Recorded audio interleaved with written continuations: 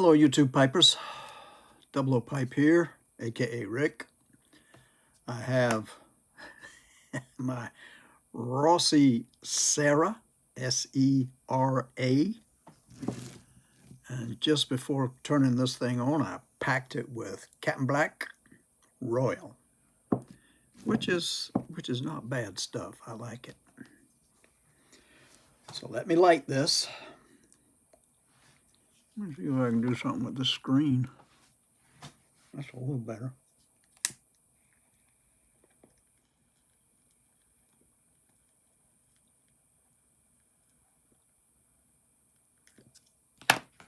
I just remembered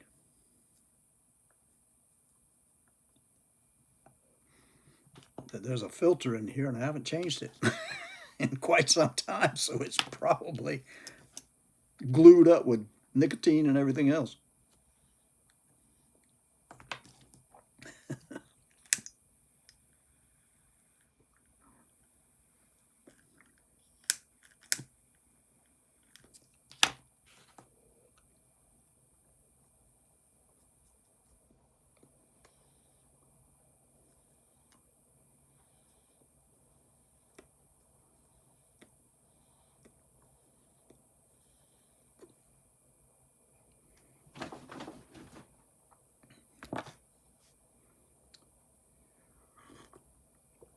Cup of tea.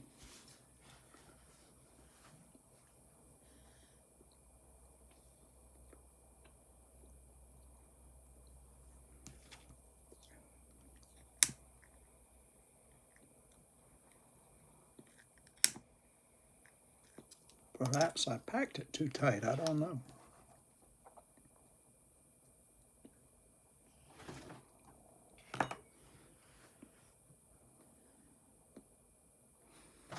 This seems to be long strings of tobacco, and for me they're more difficult to pack than the other kinds. Specifically Carl and Velvet.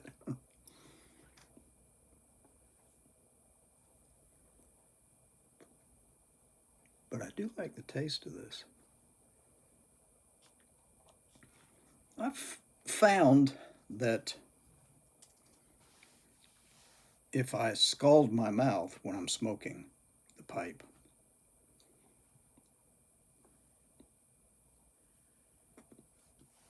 that a tablespoon of olive oil, of all things, if you swish it around in your mouth after that, it seems to heal faster. Strange. It could be just me, it could be my imagination, but from my experience, it seems to help it. And the taste of the olive oil is okay when it's in your mouth being swished around. But for me, when I swallow it, something happens in the back of the throat that just gives me chills. And I have to drink water and strong coffee right after it, because I don't know what that taste is. It's like a burning sensation, and I don't know how to describe it. Need to get Pallet and Piper to do that. Maybe he can describe it. He seems to have a palate that knows it all.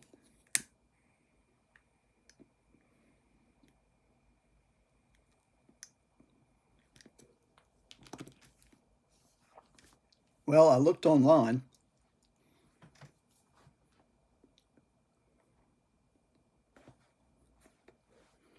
Looked online for a Captain Black grape. And I know it's not in production, but I thought perhaps one of the places online might have an old tin sitting somewhere. And I found two places that said in stock. So I did the whole bit, got it put into the carriage up on the right-hand side, and I couldn't find any place to check out. So whether or not that said in stock, they didn't have or didn't give you the capability of paying for that and checking out. So Neither place. They both said they had it in stock, but when you got to the place where you had it and you wanted to charge it and get it mailed to you, there was no way to charge it. So to me, that meant it's not in stock. So don't lie. But anyway, I think one of the places I found was somewhere in Europe. I don't know where it was, but they said it was in stock and you could get it. But when I looked at how much it was going to cost to have it shipped, Lord have mercy. That was a big fat no when I saw that. So I guess it's good that they stopped making that particular flavor because I waited too dadgum late, too dadgum long before I tried to order it.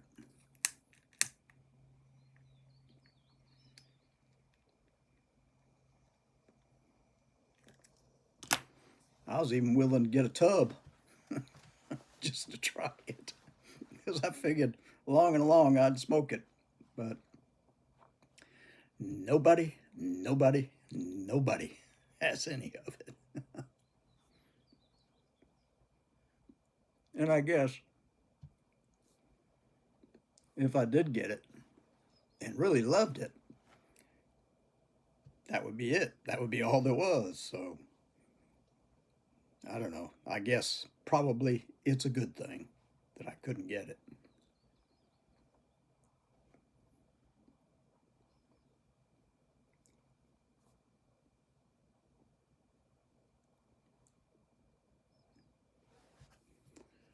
Boy, I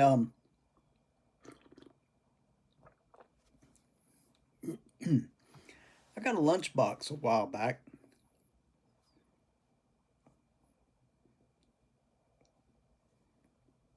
A Roy Rogers Dale Evans lunchbox. And I thought, wow, I think my daughter bought it for me, actually. And she had it sent to me in the mail. I don't know where she found it, but when I got it, when I was examining it, I found three initials, CLP. And right off the bat, I said, that's Clyde Lynn Parnell, my uncle, who called me Neff all my life. And I said, I can't believe that. So I got in touch with my cousin who grew up with him from babyhood up.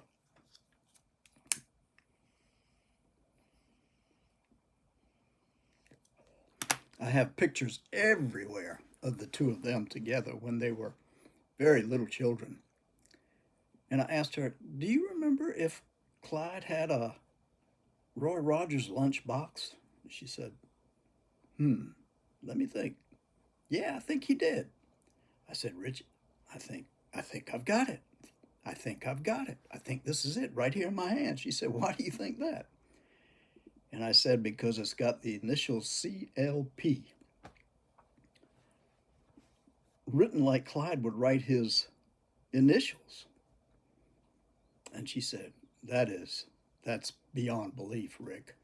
But he did have one, and I don't know of too many people that have the initials CLP, so I would say yes, that probably is his.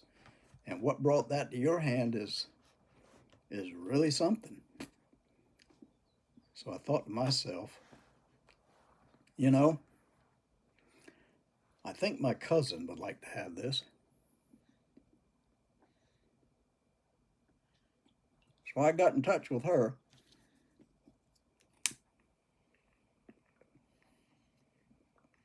and asked her how she would like to have a lunchbox that Clyde had when he was a boy. And she got back to me and said, yes, she really would. So I have it in the front room there because I think that she would much rather have it than me. And I'm getting old and, who knows?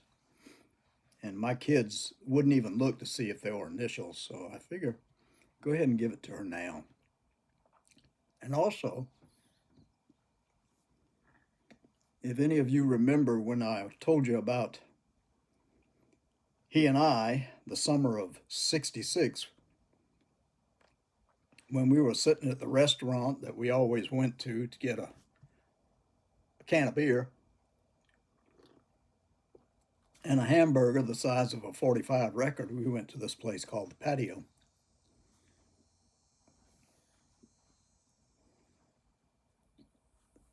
Which had recently had a Kentucky Fried Chicken built to the side with a fence.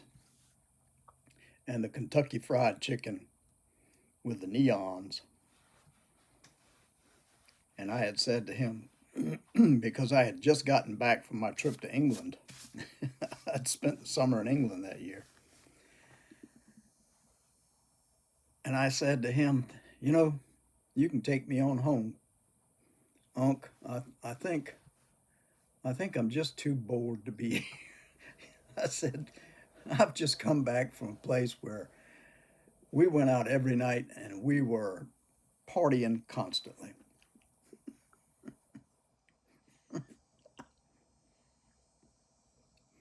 He said to me, excitement? You want excitement? You're bored? You want excitement? He reached into his glove compartment and pulled out this small 22 Beretta that he always carried with him. Leaned out the window and shot the Kentucky Fried, emptied the clip of that gun into the Kentucky Fried Chicken place. I know if any of you have watched any of the things, I know I've told that story before.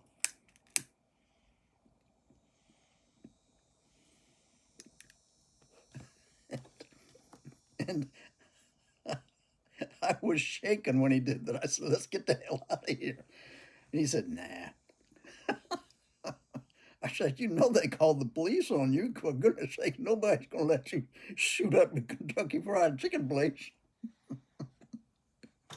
without putting you in jail. Let's get back to where we live. We got to get off this out of town and back to our island.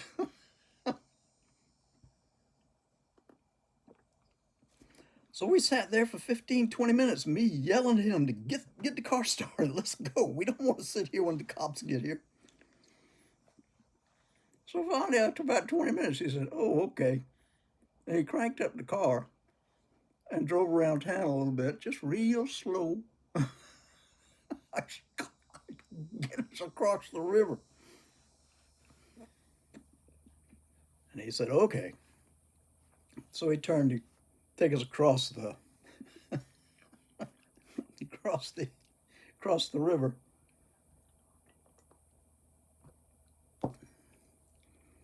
And just as we got to the foot of the bridge, sirens screaming up the road.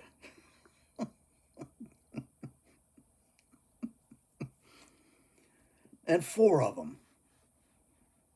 One went on this side, one went on this side, one went in front, and one went in back. He was boxed in. And that was back when they had those antennas that they had to hold down on the car with a hook. And one of them came loose, and that thing was just a swinging back and forth like somebody was fly fishing. It was hilarious. Well, it wasn't hilarious for Clyde.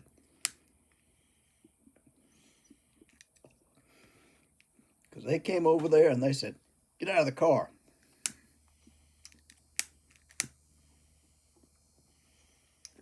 And he got up and they said, assume the position, hands on the hood. Now, these were people that knew Clyde. He knew all the police, all through town. He wasn't a person that hadn't gotten in trouble before. So anyway, they took him to jail.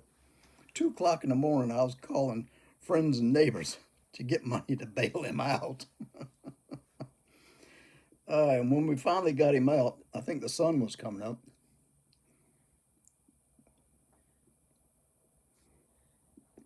And I was driving him home, and I said, are you okay? He said, yeah, but they kept my damn gun. I said, they wouldn't get back to you. No. So he lost his little 22 Beretta. And it must have been the next day he went out and bought another one. So he'd have it in the glove compartment. And when he passed away,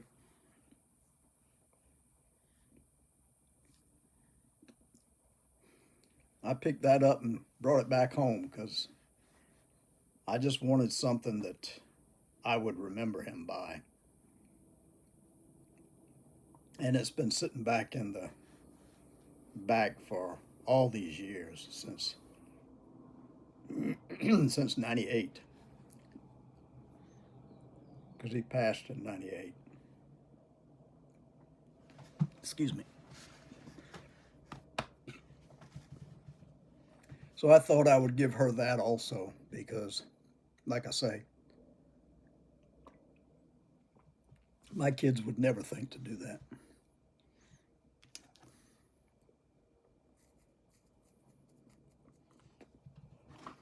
When they find all the stuff that I've collected over these last 10 years, they don't know what to do with any of it.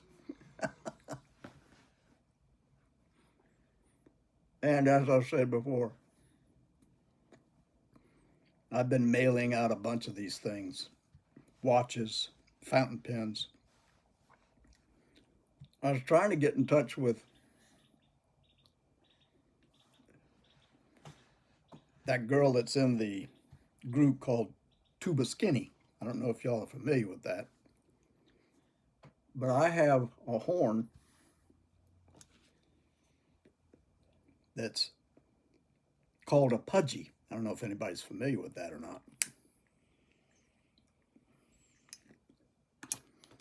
That I got when I saw the guy, I saw him on, I don't know, YouTube or something when he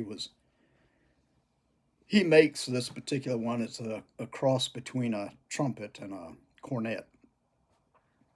Beautiful. He does a beautiful job making them, and the one I got was just gorgeous. And I kept trying to learn how to play because I took lessons when I was in fourth grade, and I took lessons right after I got out of pharmacy school, and we were living in Florence. And for some reason, I just could not stick with it, even though I wanted to play badly. Anyway, I thought I would take a chance and learn again. And while I was doing that, I started collecting trumpets and cornets.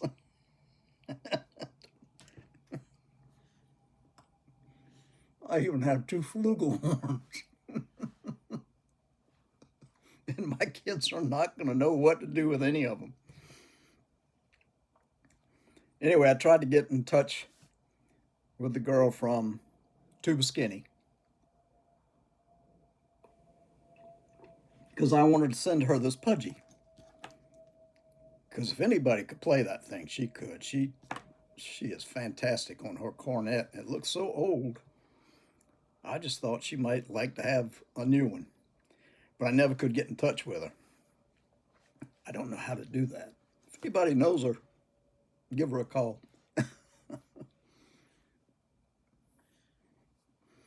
If you aren't familiar with Tuba Skinny, go to YouTube and type in Tuba Skinny. And if you like New Orleans jazz and New Orleans groups that play out on the street, these guys are fantastic. I mean, they play all over the world, but I believe they're home based in New Orleans, and they have a lot of YouTube sessions on the street in New Orleans that they taped for, I don't know whether it's YouTube, but they are on YouTube. So check them out. You might like them. If you're a jazz fan and you like New Orleans jazz, you might like these guys. They're really good. But anyway, I don't know how I get on this subject and then this subject and that subject. But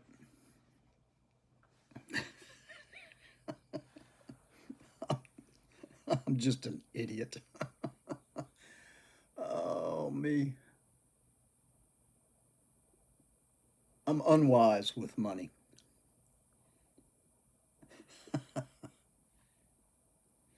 Mm. I have been trying to get this picture drawn, and I'm pretty close to getting it. I think I have about as good as I'm going to get it over there, but I've got to draw it completely, ink it in, and color it.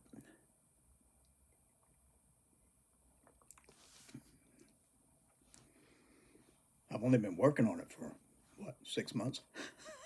Just this one person. I just can't seem. Anyway, I've got a couple of more. I'm trying to do you guys in the pipe community one at a time. I've done a couple. I've got one that's going to show up here. And then I've got another one I'm going to work on.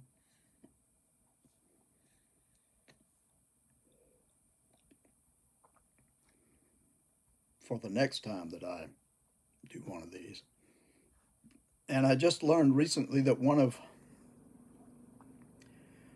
the guys that I used to hang around with back in high school passed away recently. And I wanted to do a picture of him too.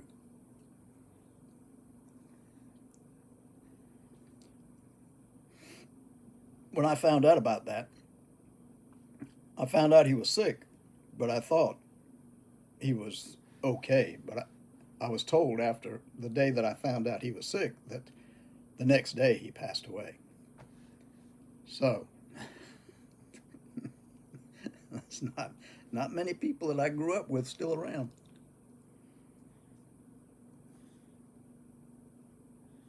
That's the thing about getting old.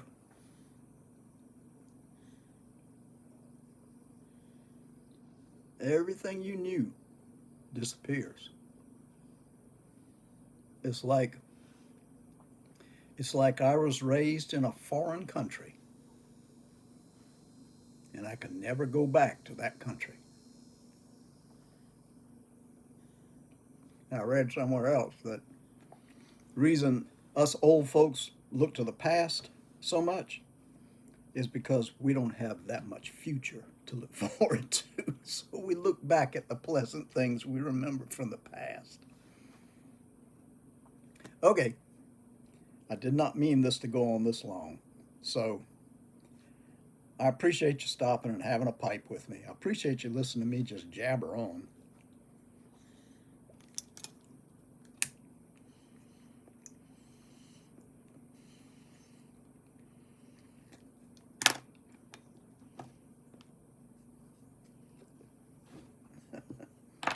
Take care of yourselves, everybody.